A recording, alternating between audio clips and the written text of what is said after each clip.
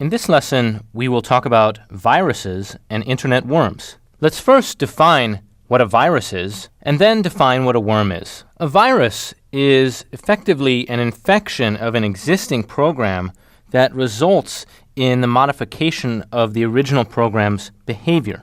A worm is code that propagates and replicates itself across the network. A worm is usually spread by exploiting flaws in existing programs or open services, whereas viruses typically require user action to spread.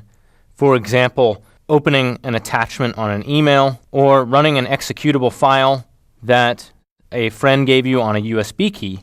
Worms propagate automatically. We will focus most of our attention on internet worms. But before we dive into the details of internet worms, let's first talk about the different types of viruses. A parasitic virus typically infects an existing executable file. A memory-resident virus infects running programs.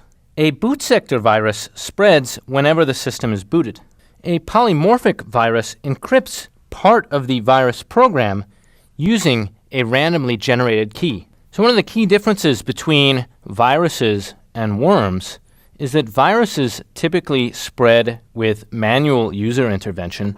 Worms typically spread automatically by scanning for vulnerabilities and infecting vulnerable hosts when those vulnerabilities are discovered.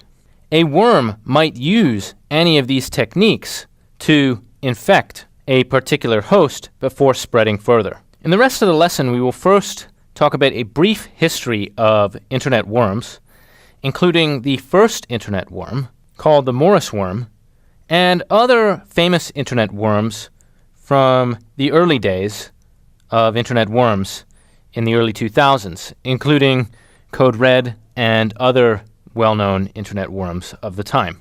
We'll then talk about how to model the spread of a worm in terms of scanning and infection rates, using analogies from epidemiology. Finally, we'll talk about design techniques for designing super fast spreading worms, and we'll look at an example of a super fast spreading worm.